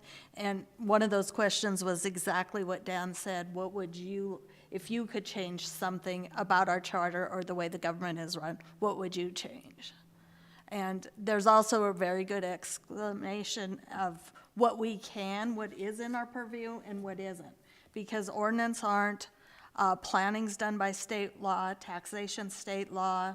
So there's a lot that I think misinterpretation among some of the public even of what our duties are and can be done. But that Learning Center in the resource library has a lot of good information and a good starting place as we develop the questions, because I think it's good to ask each department the same type of questions so that we stay within a scope to analyze it and form recommendations. Madam Chair, I have a question, and I don't know if this is to Dan and Cindy, or if this is just something that us as a commission wants to discuss, but is there an opportunity or an expectation to talk with department heads in other governments that, may have a different structure than us? 20 years ago, Zoom wasn't an option. Now things can happen a lot easier. And so is that something that was done before, or is it something that we should be looking at? Madam Chair, absolutely, Matt. I think we can use the staff of MSU local government to come and provide us the information, the differences of forms of government, powers of government. We did a little bit of that earlier, but in a very small section, but absolutely, and they could probably schedule that for us and bring people in who have that opportunity to have that same discussion and what their experience was when they were thinking about, for example, Bozeman went for city manager, commission sort of format, or city manager, yeah, and what do they call theirs? City council. And so that was theirs. On the other hand, some went back to the chief executive, mayor sort of government from a city manager. So that's part of the discussion, and I think, Matt, they can absolutely make that available for us, and I think they would look forward to do it because that's what they're getting paid for. I think also when Linda bought the package for us, that is part of the services that they'll provide. It's already paid for, so we should engage that and use that service that we've already paid for sure. Maybe right out the gate as soon as the Law Center can get forward here to us, perhaps. Ms. Dolan.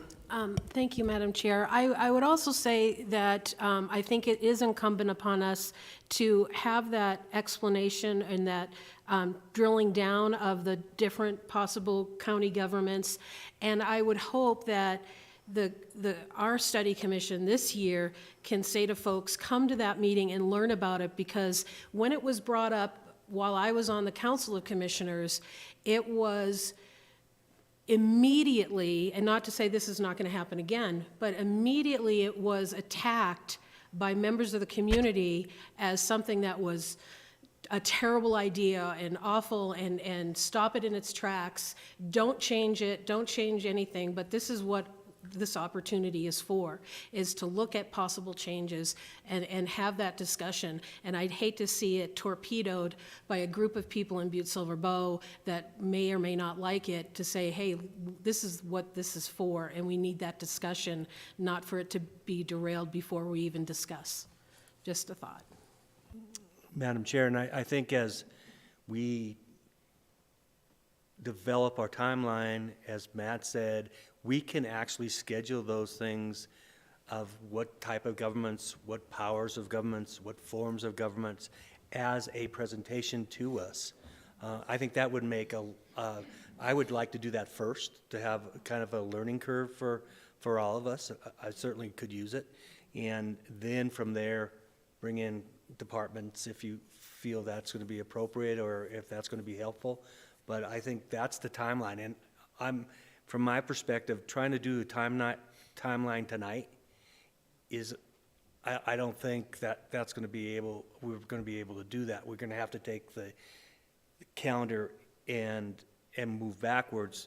And those sorts of discussions on how we schedule those, I think we should present something maybe as a subcommittee, as a timeline subcommittee, put it in front of us as the subcommittee, and then bring it to the rest of the commission to say, yeah, this is what that sounds good, or no, I'd rather have this at the beginning of our study versus at the end of the study.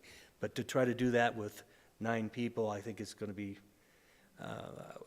not impossible, but I think it's going to be a challenge. If we have something in front of us, then we can kind of pick and choose and do what we need to do in terms of having that timeline, and to have it approved by the rest of the commission and go forward and keep to that timeline. I don't think we're going to be able to do that tonight. I totally agree with that. It's ambitious, to say the least. And I do have a question, Mr. Dennehy, I think you alluded to this. So the timeline, the draft timeline that I copied looked like it went to primary election, correct? Mm-hmm. So, okay. So we have probably 2 more months than that timeline. Is that correct? Yeah, I think we have plenty of time. Okay. So we would be looking at, instead of wrapping up everything by March, we're looking at wrapping everything up by May. Is that correct? About that time? Yeah, I think so. Okay. I think May is probably when we want to have of 2026. May of 2026, yeah. Not May of this year, May of 2026. Geez, you're a slave driver. Man, we just work so hard every Friday. I mean, every Monday. Look, I'm not even at the light day. So that does give us a good, I guess, backward design, from May of 2026. And Ms. Cohen. 90 days from our first meeting is April 20th, by the way. Okay. I did count that out, marked it in my brand new planner, just for this commission. Okay. Thank you for that. So I heard a suggestion about forming a subcommittee. Is there any more conversation on that? Could we have a motion to form a subcommittee for the timeline? I move to create a subcommittee to develop a draft of our timeline to present to this group. Okay. We have a motion and a second. Is there more discussion on that issue? All those in favor? Aye. Those opposed? Okay. Motion carries. Now, who would like to be on said timeline subcommittee? Well, we already have people committed to a budget committee, but I'll be on that. Okay, thank you. I'll be on it, although I don't want to lead it. I will be a member for it. You're a member? Maybe. Lori, did you say one thing? Yeah, I'll do it. I'll be on it. Okay. So just Lori and and you? Two Cindy. I will be sure to give you plenty of, no, just kidding. You have till tomorrow to have Plenty it of on the- comments.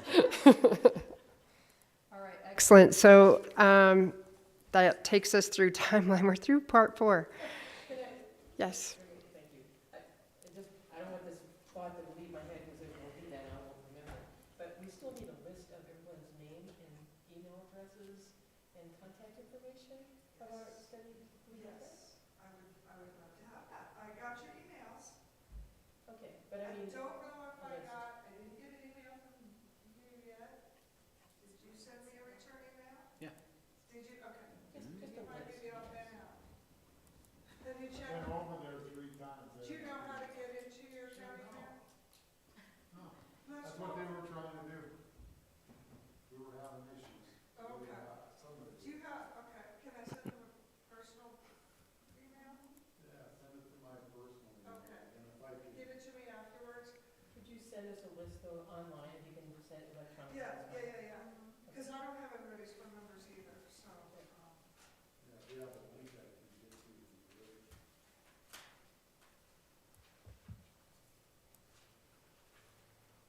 Okay, so moving on to new business.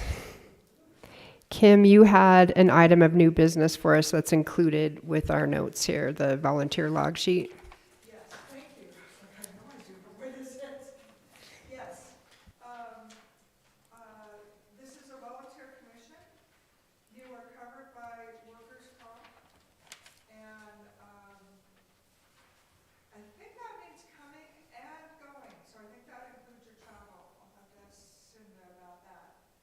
I might be confusing it with something else. But log all of your hours that you spend, whether it's during training, if you're sitting there while somebody's stirring the pot on the stove and you're reading through the minutes, log those minutes, log all of the time you spend devoted to here, and then send it to me once a month.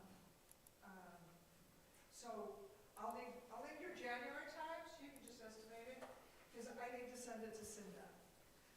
So she'll probably be bugging me tomorrow. And so if you could email me however many minutes or hours that you spent doing commission work by Friday, I'd appreciate it. Give that to Cinda. For the month of January. For the month of January. Okay. Yes. And you need it on this log? But if I she really sends an understand. email, You could download, or you could, yeah, can you fill that in automatically, or do you have to print it out and fill it in? that's a really good question. I'm happy to take it on email, and if Cinda would prefer it written down, then we'll do it written down in February. But It- for now, you can just shoot me an email that says, yep, I spent 4 hours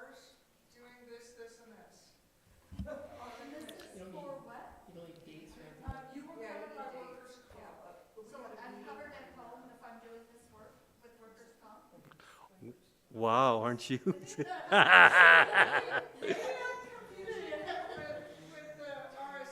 as well. RSVP is covered, like if you're in an accident on the way here. I don't know. I was appointed Wednesday night and nobody told me, and Cindy called me Thursday morning and launched right into it, so. I am just spreading the word. These are the forms that you need. I just need your hours back. Madam Chair, Kim, is this something that we can just give to you every other meeting? Sure. Fill out, we can bring January's next Monday, and then every other meeting, we can just turn in this sheet?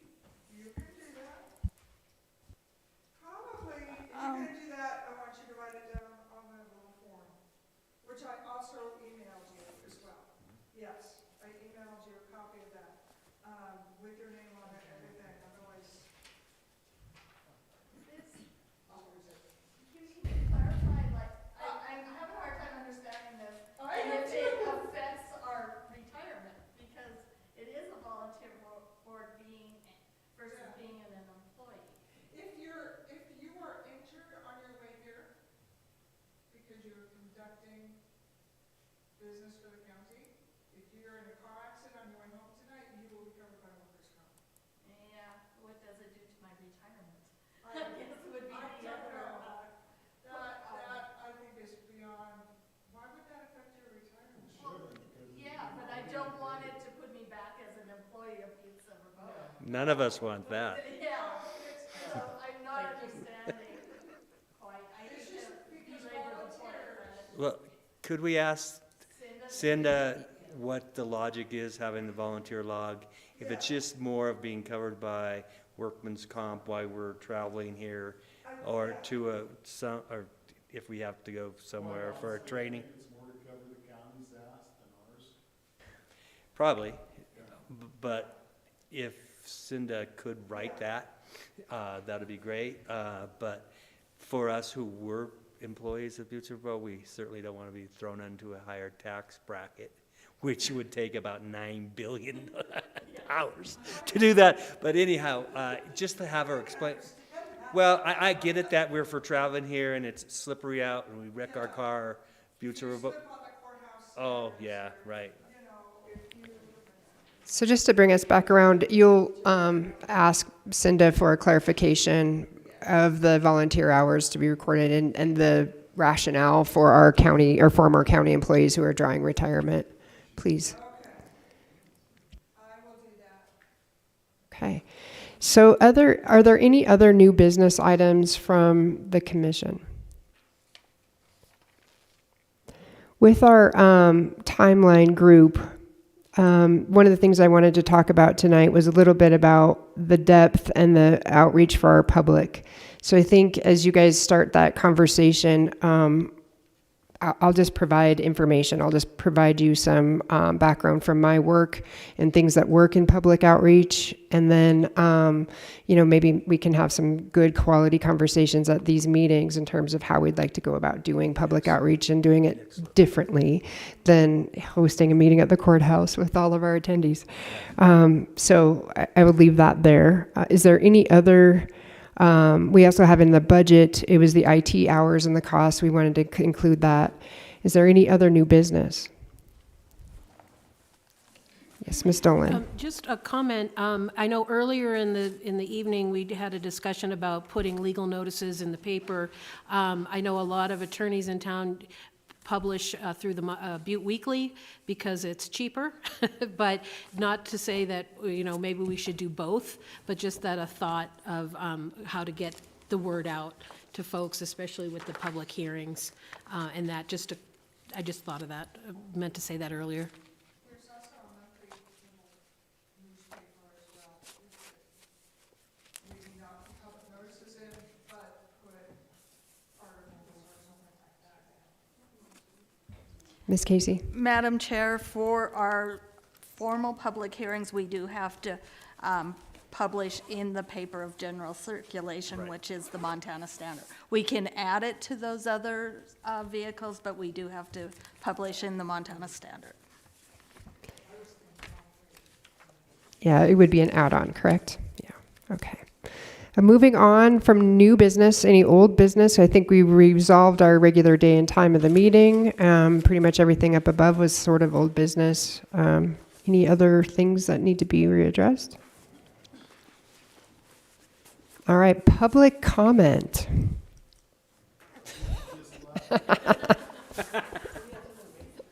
Somebody wasn't here. He came in to warm up or something, maybe. Probably. How about proposals for next agenda? I think we have a full agenda for the next agenda, which will be Monday next week. All right, any closing discussions or announcements? I would like to say thank you for sitting it out with us. It's been a good couple of hours, and we've done a lot of work in this 2 hours, so I appreciate the effort that everybody has brought forward. I think in closing as well, given that I feel it's really important for us to have the background knowledge from the Law Center, and there seems to be some discrepancy between those who have access and those who don't, I will download all of the PDFs available to me and get those emailed to all of you so that everybody has equal access. So if you don't get signed into the course, it's okay. We paid for all of us, so I don't feel any problem in downloading those PDFs and sharing them with everyone. All right, can I have a motion to adjourn? I move that we adjourn. Second. Okay, those in favor?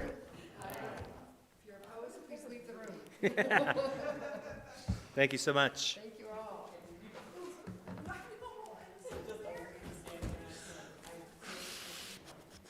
It's probably my fault, but I went.